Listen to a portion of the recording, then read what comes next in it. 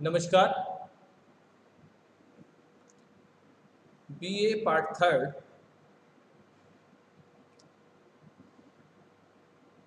के सामाजिक अनुसंधान के पेपर में आज हम अनुसंधान से जुड़ी हुई जिस विषय पर चर्चा करेंगे वो है उपकल्पना या हाइपोथेसिस।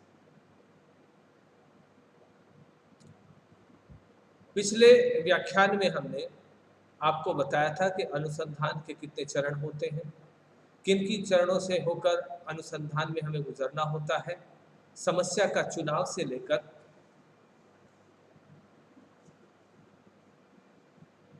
रिपोर्ट राइटिंग तक हम किन किन चरणों से होकर गुजरते हैं। उसी में से एक महत्वपूर्ण चरण हमने बताया था उपकल्पना का निर्माण या हाइपोथेसिस का निर्माण। उपकल्पना या हाइपोथेसिस क्या होती है ये समझना सबसे पहले बहुत जरूरी हो जाता है। सामाजिक विज्ञानों में जब सामाजिक शोध पर कुछ पुस्तक पढ़ने की बात आती है तो तीन किताब बड़ी महत्वपूर्ण है। एक गुड एंड हार्ट की किताब, एक पीवी यंग की किताब, जहोड़ा एंड कुक की किताब और सीए मोजर की किताब। सीए मोजर की किताब जिसका नाम ही survey method in social investigation है, जो आपके पेपर का भी नाम है। उन किताबों में जो परिभाषा हाइपोथेसिस के बारे में दी गई है वो मैं आपको यहाँ पे बताना चाहूंगा कि hypothesis is a tentative generalisation the validity which remain to be tested. यानी कि उपकल्पना या परिकल्पना एक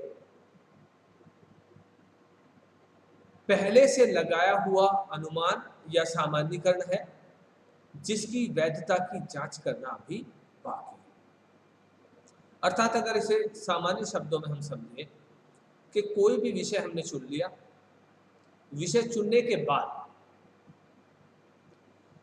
हम क्या करते हैं कि उस विषय के बारे में कुछ पूर्वानुमान जो विभिन्न साहित्य, पुरानी अध्ययन, अपने अनुभव के आधार पर कुछ निष्कर्ष निकाल लेते हैं और उस निष्कर्ष को अपने उन अनुसंधान में प्रयोग करते हैं कि वो निष्कर्ष सही है या गलत।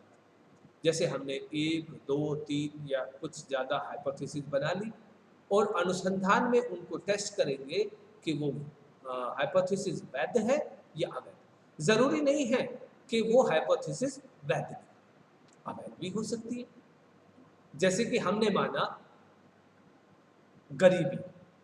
गरीबी का एक कारण अशिक्षा है, ये हमने मान लिया।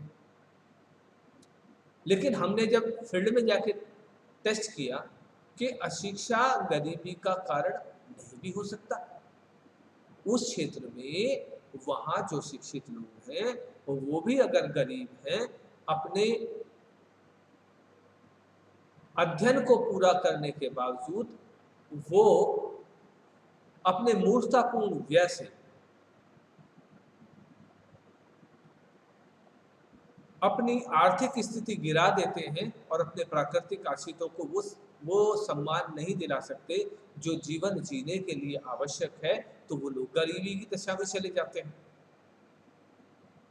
तो वहां पर हाइपोथेसिस कैंसिल हो जाती है। तो हाइपोथेसिस जरूरी नहीं कि उसको आपको प्रूव करना है। जो हाइपोथेसिस आपने बनाई उसमें से कुछ प्रूव हो सकती है और कुछ रिजेक्ट हो सकती है कि हाइपोथेसिस प्रूव नहीं, जो हम सोच के चल रहे थे। जैसे कि हम मान के चलते हैं, हमने टॉपिक लिया एक जनसंख्या वृद्धि। जनसंख्या वृद्धि में हम मान के चलते हैं कि एक्स रिलीजन वाई रिलीजन से बर्थ रेट में ज़्यादा है। लेकिन जब हम फील्ड में जाते हैं तो हमें पता चलता है कि ठीक है, एक्स रिलीजन और वाई रिलीजन में डिफरेंस है, लेकिन ये डिफरेंस रिलीजन का नहीं है। कई जगह हम देखते हैं कि विद इन दूसरे रिलीजन में भी हम देखते हैं कि वही जन्म दर वो दूसरे धर्म में भी है। अब वो जब दूसरे धर्म में भी वो जन्म दर है एक समूह विशेष की, तो हम धर्म को उत्तरदायी नहीं ठहरा सकते। तो ये जो है परिकल्पना का एक तरीका है कि किस तरीके से उसकी वैधता को जांचा जाए। अब ये अनुसंधानकर्ता पर निर्भर करता है कि आप कितने जो है ईमानदारी से उसकी वैधता को जांचते हैं। अगर आप ऊपरी तौर पर जांचते हैं तो निश्चित रूप से आपका अनुसंधान, आपका रिसर्च प्रभावित होगा, रिजल्ट आपका प्रभावित होगा। और अगर आप बहुत निष्पक्षता से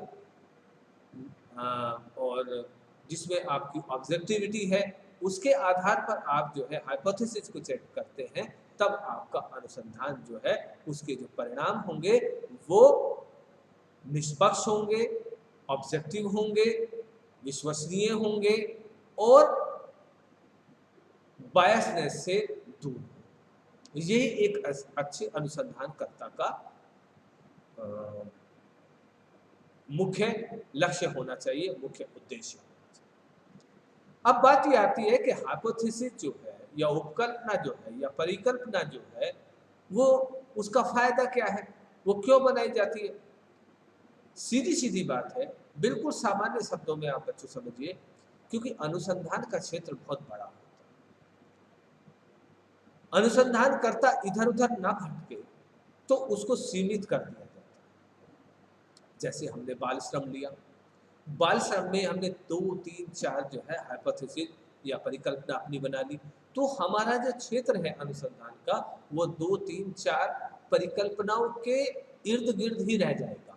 हमें केवल वही टेस्ट करने होंगे कि हम उससे भटकेंगे नहीं, इधर उधर जाएंगे नहीं और हमारा जो है वो क्षेत्र सीमित हो जाएगा। यही उपकल्पना का उद्देश्य। अब उपकल्पना कहाँ से बनती है, तो जैसा कि मैंने पहले बताया, अनुसंधान का जब हम विषय चुनते हैं उसके बाद हम रिव्यू ऑफ लिटरेचर करते हैं। रिव्यू ऑफ लिटरेचर में पहले से एग्जिस्टिंग जो स्टडी होती है, पहले से जो किए गए अनुसंधान होते हैं उनके बारे में हम जानकारी हासिल करते हैं और उससे उनके परिणामों के आधार पर, उन रिसर्च को पढ़ने के आधार पर कुछ रिसर्च गैप हमें दिखाई देते हैं, वहाँ से हम टॉपिक चुनते हैं और उन टॉपिकों को आधार मानते हुए अपने सामान्य ज्ञान, अपने अध्ययन का अनुभव और फील्ड की जानकारी करते हुए हम ऐसी उपकल्पना बनाते हैं कि इनको टेस्ट करना ज़रूरी हो जाता है कि देखें लोगों की धारणा क्या है, साइंटिफिक इसका प्रूफ क्या है। क्योंकि हम 2 चीज़ों पर ध्यान देते हैं, कारण क्या है घटना का और उसके समाज पर प्रभाव क्या है। तो इन्हीं चीज़ों को ध्यान में रखते हुए हम हाइपोथेसिस बनाते हैं। एक और बहुत महत्वपूर्ण बात हाइपोथेसिस के बारे में कि हाइपोथेसिस कैसी होनी चाहिए, उपकल्पना कैसी होनी चाहिए, इसके बारे में विस्तृत चर्चा नए अध्याय में करेंगे। लेकिन यहाँ मैं इतना जरूर बताना चाहूँगा कि आपकी उपकल्पना बिल्कुल स्पष्ट होनी चाहिए, उसमें एम्बिगुइटी ना हो, भ्रम की स्थिति ना हो या फिर ऐसी ना हो जिसकी वैधता की जांच नहीं कर सकते। ठीक है, तो हमें ये हमेशा ध्यान रखना है कि जो उपकल्पना, जो परिकल्पना, जो हाइपोथेसिस आप बना रहे हैं वो पूरी तरीके से टेस्टेबल हो। ऐसा नहीं कि आपने कोई यूनिवर्सल ट्रूथ उठा दिया और यूनिवर्सल ट्रूथ को आप जांच नहीं सकते, आपकी परिधि से बाहर है, आपकी जांच की सीमा से बाहर है, तो इस तरीके की उपकल्पना आप नहीं बना सकते। इससे आगे की चर्चा नए वीडियो में करेंगे। धन्यवाद।